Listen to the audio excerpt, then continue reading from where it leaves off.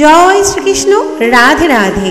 আজ মঙ্গলবার 19শে আগস্ট ভাদ্র মাসে প্রথম এবং অন্যতম একাদশী অন্নদা একাদশী। এই দিন ভুলেও খাবেন না এই তিনটি সবজি, নইলে রোগ জ্বালা, আর্থিক কষ্ট, চরম অশান্তি এবং সংসারে দুর্ভাগ্য নেমে আসবেই। এবং এই দিন অবশ্যই শ্রবণ করুন একাদশী মাহাত্ম্য ও ব্রত কথা, নইলে আপনার একাদশী অসম্পূর্ণই থেকে যাবে আর মিলবে না পুণ্যফল। বন্ধুরা, সনাতন হিন্দু শাস্ত্র মতে ভাদ্র মাসের কৃষ্ণপক্ষের তিথিকে অত্যন্ত পবিত্র দিন হিসেবে দেখা হয়। জন্মাষ্টমীর পরপর একাদশীর বিশেষ মাহাত্ম্য রয়েছে। ব্রহ্ম বৈবর্ত পুরাণে উল্লেখ আছে যে অজয় একাদশীর উপবাসে ব্রহ্মহত্যা সমপাপও ধুয়ে যায় বলে একে মোক্ষপ্রদ একাদশীও বলা হয়। কারণ এই একাদশী পালন করলে জীবের জন্ম মৃত্যুর বন্ধন ছিন্ন করে পরম পদে নিয়ে যায়। ভগবান কৃষ্ণ নিজেই ধর্মরাজ যুধিষ্ঠিরকে এর মাহাত্ম্য বর্ণনা করেছিলেন। এই একাদশী ব্রত পালন করার পাশাপাশি রাত্রে জাগরণ করে বিষ্ণু নাম জপ করলে দুঃখ কষ্ট চিরতরে দূর হয়। শুধু তাই নয়, পাপ থেকে মুক্তি পাওয়া যায়, এমনকি ভগবান কৃষ্ণের আশীর্বাদ লাভ করতে পারেন ভক্তরা। অজয় একাদশী ব্রত পালন করলে 1000 গোদানের সমান ফল পাওয়া যায়। অজয় একাদশী তিথিতে দান করা বিশেষ লাভজনক। এই তিথিতে লক্ষ্মীনারায়ণের পূজার পর গরিব মানুষদের সাধ্যমতো অন্ন, বস্ত্র ও টাকা দান করলে শুভ ফল লাভ করা যায় এবং সংসারে আয় উন্নতির সুযোগ আসে। অজয় একাদশীর দিন বিভিন্ন ধরনের পুজো এবং জ্যোতিষ ও তন্ত্রমতে নানান ক্রিয়া করা হয়। জ্যোতিষশাস্ত্র মতেও বাস্তুদোষ এবং গ্রহদোষের প্রতিকার, স্নান ও দান করার জন্য অজয় একাদশী দিনটি বিশেষভাবে গুরুত্বপূর্ণ। নমস্কার বন্ধুরা, লক্ষ্মীপ্রিয়াস টেলিব্লগ চ্যানেলের আরও একটি ভিডিওতে আপনাদের সকলকে জানাই স্বাগত। আজ আমরা জানব স্বয়ং ভগবান কৃষ্ণের বলা অজয় একাদশীর দিন কোন কোন 3টি সবজি খাওয়া একেবারেই উচিত নয়। এই দিন যে সবজিগুলি খেলে পরিবারের সদস্যদের লেগে থাকবে নানান অসুখ বিসুখ, নানান আপনার কাজে কর্মে বাধা আসবে। আপনি ভালো কথা বললেও সেটাকে আপনার কথাকে খারাপভাবে নেবে সকলেই। আপনার কষ্ট করে রোজগার করা টাকা জলের মতো খরচ হয়ে যাবে। জীবনে ঘনিয়ে আসতে পারে চরম আর্থিক কষ্ট। ঘরে বাইরে অকারণেই সৃষ্টি হবে অশান্তি, কলহ, সংসারে নেমে আসবে চরম দুর্ভাগ্য। আপনি অজয় একাদশীর ব্রত পালন করুন অথবা নাই করুন, তবে এই দিন অবশ্যই শাস্ত্র অনুসারে নিষিদ্ধ কিছু খাবারগুলি অবশ্যই এড়িয়ে চলুন। তাহলে বাস্তুদোষ দূর হবে এবং আপনি আর আপনার পরিবার সুস্থ থাকবেন, সুরক্ষিত থাকবেন। বন্ধুরা, এর সঙ্গে আমরা আজ জেনে নেব অজয় একাদশীর 3টি বিশেষ এবং শক্তিশালী প্রাচীন উপায় কিংবা টোটকা। এই দিন যে বিশেষ উপায়গুলি করলে আপনার সংসারে সুখ, সমৃদ্ধি, আয় উন্নতি আসবে। একাদশীর সময়সূচি এবং পালনের সময়টি এখন বলছি। বিশুদ্ধ সিদ্ধান্ত পঞ্জিকা অনুসারে 18ই আগস্ট 2025 সোমবার বিকেল 5টা 24 থেকে একাদশী শুরু হচ্ছে এবং 19শে আগস্ট মঙ্গলবার দুপুর 3:33 পর্যন্ত একাদশী থাকবে। এই দিন অর্থাৎ 19শে আগস্ট মঙ্গলবার গোস্বামী এবং নির্বাক মতে অজয় একাদশীর ব্রত এবং উপবাস পালিত হবে। পালনের সময়টি হলো 20 আগস্ট বুধবার ভোর 5টা 19 থেকে সকাল 9টা 33 মধ্যে অজয় একাদশীর পালন করে নিতে হবে। বন্ধুরা, পৌরাণিক কাহিনী অনুযায়ী এই একাদশী ব্রত পালনের ফলে পূর্বপুরুষদের মুক্তি হয় এবং ভগবান বিষ্ণুর কৃপা লাভ করা যায় এবং এই দিনে উপবাস করলে সমস্ত পাপ নাশ হয় এবং জীবনে সৌভাগ্য, শান্তি ও সমৃদ্ধি আসে। অজয় একাদশীর ব্রত পালন করলে অজাত কুলগত পিতৃপুরুষরাও মুক্তি পান, তাই এটি পিতৃতর্পণমূলক একাদশী হিসেবেও মানা হয়। ভগবান শ্রীকৃষ্ণ নিজেই যুধিষ্ঠিরকে এই একাদশীর কাহিনী শোনান। এই ভাদ্রবতী কৃষ্ণপক্ষিয়া অন্নদা একাদশীর মাহাত্ম্য ব্রহ্ম বৈবর্ত পুরাণে বর্ণনা করা হয়েছে। মহারাজ যুধিষ্ঠির বললেন, হে কৃষ্ণ, ভাদ্র মাসে কৃষ্ণপক্ষের একাদশীর নাম কি তা শুনতে আমি অত্যন্ত আগ্রহী।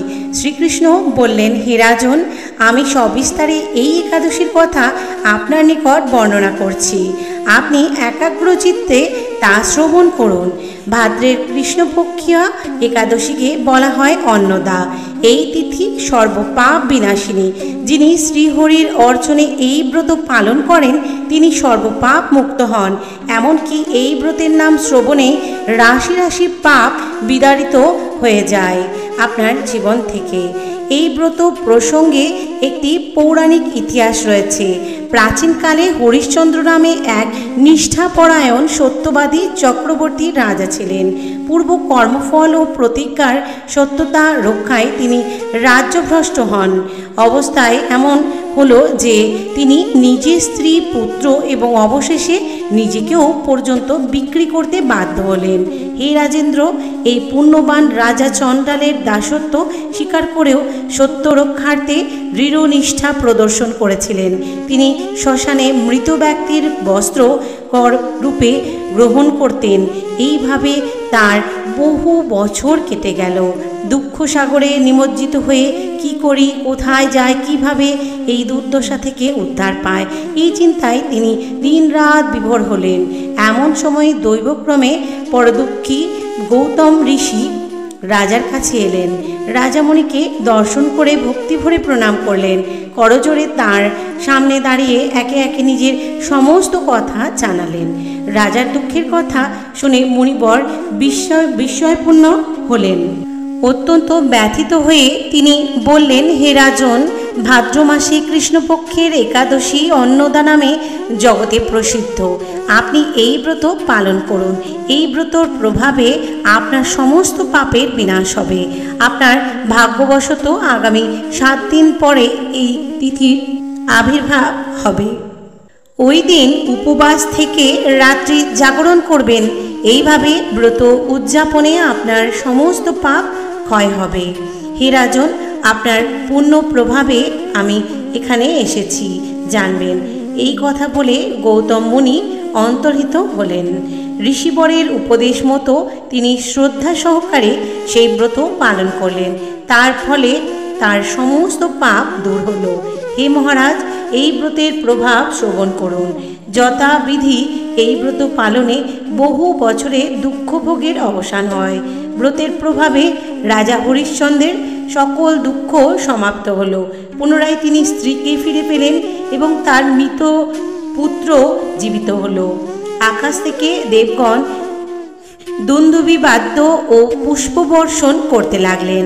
নিষ্কণ্টক রাজ্যসুখ ভোগ করে অবশেষে আত্মীয় স্বজন ও নগরবাসী সহ স্বর্গে গমন করলেন।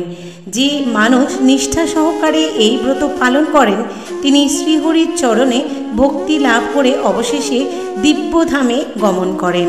এই ব্রতের মাহাত্ম্য পাঠ ও শ্রবণে অশ্বমেধ যজ্ঞের ফল লাভ হয়। অন্নদা একাদশীর ব্রতকথা সমাপ্ত হলো।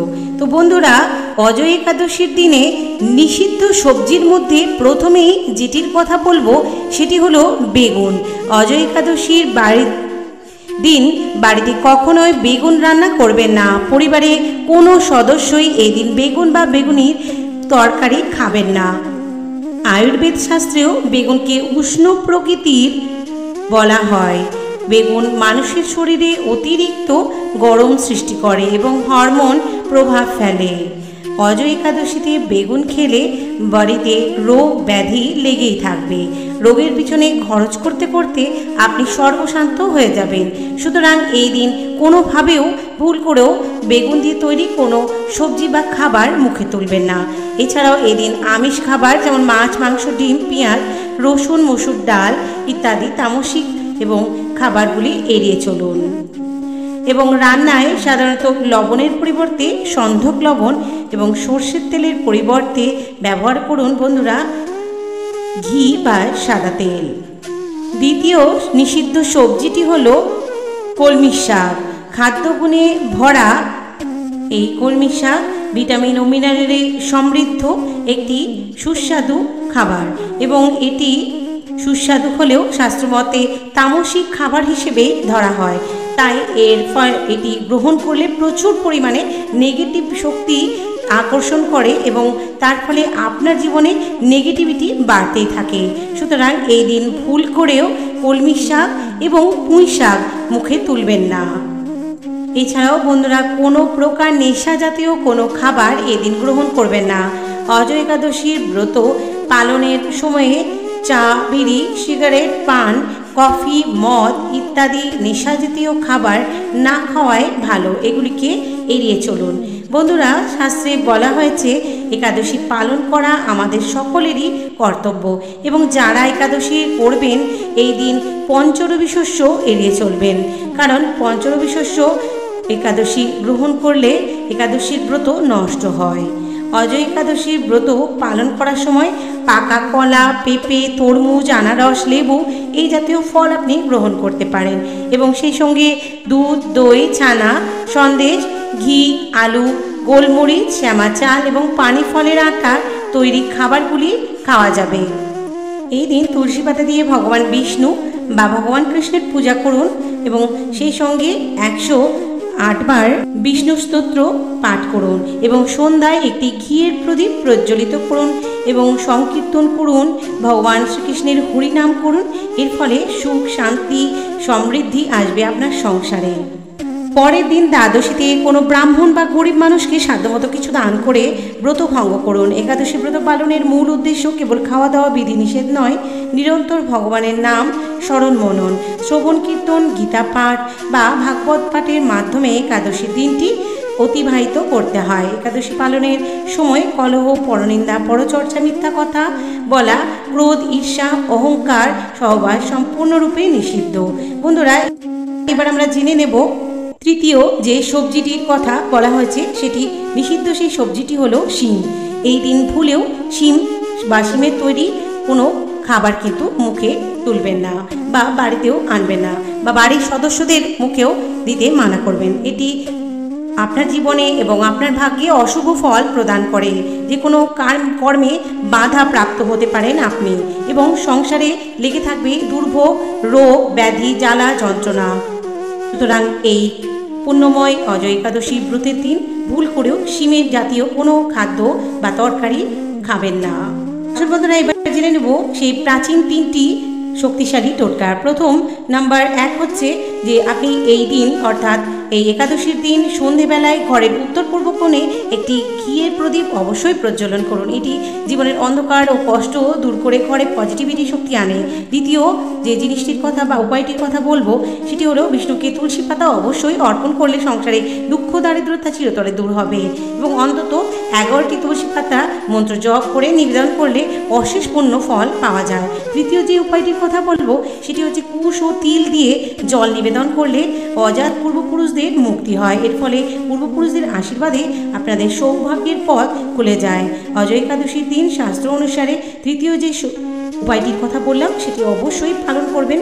সকলে ভালো থাকবেন। ভিডিওটি আজ এই পর্যন্ত। ভিডিওটি ভালো লাগলে লাইক, শেয়ার, কমেন্ট করতে ভুলবেন না এবং কমেন্টে অবশ্যই জয় শ্রীকৃষ্ণ, রাধে রাধে কথাটি লিখে যান।